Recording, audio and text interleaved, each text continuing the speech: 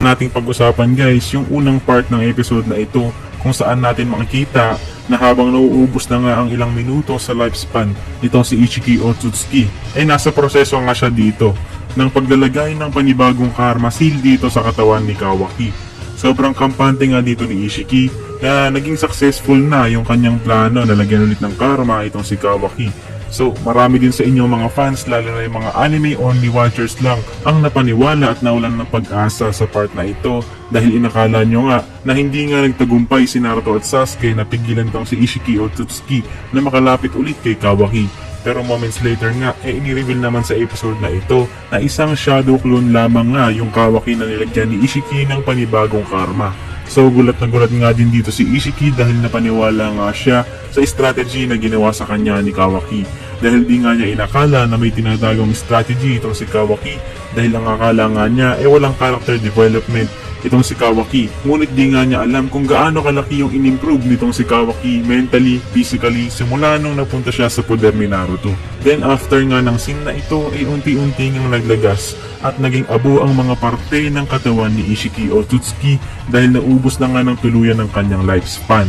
At ito nga yung naging katapusan ng sobrang lakas na Boruto villain na si Ishiki Otsutsuki. He may not be the best villain in terms of personality at ideals, pero pagdating sa palakasan, itong si Ishiki talaga yung pinakamahirap na nakalaban itong mga main characters natin sa Naruto at Boruto. At muntik ko rin palang makalimutan guys, sobrang astig din ng ginawang fire style jutsu ni Kawaki sa early part ng episode na ito. Nakakapanibago kasi guys kasi hindi naman talaga sanay gumamit ng hand seals itong si Kawaki sa early parts ng Kawaki arc, pero ngayon nakita talaga natin yung improvement niya nung nakita natin siya na gumamit ng fire style jutsu ng 2 beses sa episode na ito. So talagang sanay na sanay at master na niya, hindi naman master pero gamay na niya yung fire style jutsu. At nakita rin natin yung shadow clone niya na talagang pinaghirapan niya siguro off screen. Next part nga guys ay pag-uusapan naman natin ang pagbabalik ni Boroshiki at pagkawala ng Rinnegan ni Sasuke. So after ngang matalo ni Kawaki si Ishiki, kumalma ang lahat dahil akala nga nila wala nang threat sa ngayon. So tumayo nga itong si Sasuke mula sa kanyang pinagpapahingahan, then lumapit nga siya kay Naruto upang kamustahin si Naruto at para tanungin si Naruto tungkol sa bagong form na pinakita niya dito kay Sasuke na Baryon Moon. Then bago pa man masagot ito ni Naruto, nagulat at nasindak ang lahat at hindi man lang nga nakareact dito si Sasuke nang biglang saksakin ni Boruto, Boroshiki, ng kunay ang left eye ni Sasuke kung saan nakalagay ang Rinnegan. So sa mga nagtatanong kung bakit hindi na-sense ni Sasuke itong si Boroshiki, well, ang mga Otsutsuki kasi guys ay may kakayahan na itago ang kanilang chakra presence. Kaya hindi sila talaga madidetect through chakra ng mga shinobi o normal na tao lamang. At ito nga yung dahilan kung bakit hindi niya naramdaman yung chakra nitong si Boruto, Boroshiki or Momoshiki. At kung makikita nga natin sa replay guys, talagang baon na baon yung kunay sa mata ni Sasuke, kaya sobrang liit ng chance na mag-survive pa yung Rinnegan ni Sasuke. So hindi na nga ako aasa na babalik pa yung Rinnegan ni Sasuke sa future. So, nagawa ngang makontrol ulit ni Momoshiki ang katawan nitong si Boruto dahil depleted na nga yung chakra nitong si Boruto. At wala na nga talagang natitirang chakra sa Boruto. So, ito yung naging chance ni Momoshiki na mag-take over sa katawan ni Boruto. At ito din yung nangyari noon sa laban ng New Team 7 versus Boro kung natatandaan nyo pa. So siguro busit na talaga itong si Momoshiki dito sa Rinnegan ni Sasuke dahil ito nga talagang Rinnegan yung nagbibigay hirap sa kanya at sa iba pang mga Otsutsuki na katulad ni Kaguya at Ishiki sa kanilang mga plano sa buhay. So kung nanonood talaga kayo ng Naruto at Boruto ng maayos, alam nyo kung gaano kadaming beses na mention ng mga Otsutsuki itong Rinnegan ni Sasuke at kung gaano kalaki ang pagkainis nila sa dojutsu na ito. So after ng pangyayaring ito guys, nilabanan nga ni Sasuke at Kawaki itong si Boroshiki at salamat nga ulit sa napakatabang utak nitong si Sasuke, nakagawa na naman siya ng matinding analysis at nakabuo siya ng strategy para matalo itong si Boroshiki. Napagtanto nga kasi nitong si Sasuke na ayaw mag-absorb ni Boroshiki ng chakra dahil once na magkaroon ng chakra ang katawan ni Boruto, ibabalik ang malay ni Boruto dito. Kaya naman pumersa ni Sasuke at Kawaki na gamitin ni Boroshiki ang kanyang absorption ability. At dahil nalaman na nga ni Kawaki na siya ay 80% Otsutsuki na gawa ng karma seal na dati ay nasa kanyang katawan, nalaman nga din niya na siya ay magiging essential na ingredient para matuloy yung pinaplano nitong si Momoshiki na ipakain itong si Kawaki sa Ten Tails para maging Divine Tree ang Ten Tails na kung saan magbubunga ito ng chakra fruit na kanyang balak kainin. Kaya naman napaisip si Kawaki na sunugin ang kanyang sariling katawan gamit ang fire style, knowing na ito ang magpipwersa kay Boroshiki na i-absorb ang apoy na gawa sa chakra. Then as expected, inabsorb nga ito ni Boroshiki, knowing na hindi siya magiging successful kung wala si Kawaki.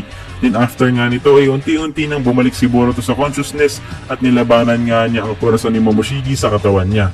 Then pinutol nga niya ang kanyang sungay at ito nga yung nag-disable dito kay Momoshiki. Then bumalik na nga ang tunay na Boruto. On the other hand, after masaksihan ni Naruto yung mga pangyayari dito guys, agad naman siyang nahimatay. At napunta nga siya sa isang lugar na sa una ay hindi niya alam, pero ito pala ay yung meeting place nilang dalawa ni Kurama sa loob ng kanyang katawan. At akala nga nitong si Naruto ay nasa some sort of heaven o langit na silang dalawa ni Kurama. Dahil akala nga nitong si Naruto ay sabay at pareha silang mamamatay ni Kurama after gamitin ang Baryon mode. So sa moment na ito guys, ikinwento sa atin nitong si Kurama at Naruto yung mga istorya ng kanilang nakaraan na atin nang nasaksihan sa Naruto at Naruto Shippuden series guys. So nagbigay nga ito guys ng matinding pagkamis at nostalgia dahil naaalala nga natin yung mga pinagdaanan nilang dalawa ng magkasama sa nakaraan. So kinwento nga nila dito yung pagsubok na kanilang dinaanan sa nakaraan at kung paano nila ito nalagpasan ng magkasama. At dito na nga sinabi ni Naruto na magkasama din dapat sila kahit sa afterlife. At dito nga natin guys nakita yung huling fist bump sa pagitan ni Naruto at Kurama na hindi na ulit natin makikita ever again. So simula nga dito guys, nagsimula na manggilid yung luha ko. As a manga reader nga, dapat hindi na ako maiiyak sa part na to dahil tanggap ko na yung nangyari dito guys dahil nabasa ko na nga yung manga. Pero iba talaga dito guys sa anime version, yung boses, yung background music, yung details at animation, talagang nadala ko guys at naiyak talaga ako. At so inamin nga dito ni Kurama na ang tunay na kapalit daw ng Baryon mode ay hindi ang buhay ni Naruto kundi ang buhay lamang niya ni Kurama, knowing na hindi gagamitin o hindi papayag si Naruto na gamitin ang Baryon mode kung alam niyang si Kurama ang kapalit dahil kilala nga nitong si Kurama ang ugali ni Naruto. At kahit tayo ng mga fans, alam din natin na wala sa bokabularyo ni Naruto ang magsakripisyo ng kaibigan sa isang labanan. Sa scene nga na ito guys ay unti-unti nating nakita na nawawala na ang physical form ni Kurama. At sa part nga na ito guys ay nanggigilid pa lang talaga yung luha ko, pero after ng scene na ito, nung nagsimula ng tumugtog yung ending song at sinundan pa ito ng mga flashbacks at picture shots kung saan natin makikita ang buong story ni Naruto kasama si Kurama, dito na ako nagsimulang umiyak guys, na literal na iyak. わしはもう行くが気ぃつけろよ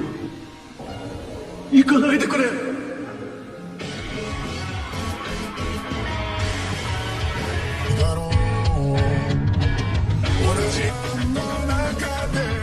So alam ko marami din sa inyo ang naramdaman ito dahil marami sa inyo ang lumaki na kasama ang Naruto series. Kaya I know how you feel at sana okay lang kayo. Kung masabi, sobrang ganda talaga ng Naruto at Boruto series. Yun lang. Mag-comment na lang kayo guys sa baba ng thoughts nyo at mga na-miss ko sa episode na ito. Dahil sa point nga na ito ng video na to guys, wala na akong maisip na ilalagay at sasabihin pa sa video ito. Huwag nyo na lang kalimutang mag-like at mag-subscribe para lagi kayong updated. At kita-kita lang tayo next video. Understand pa out. Peace.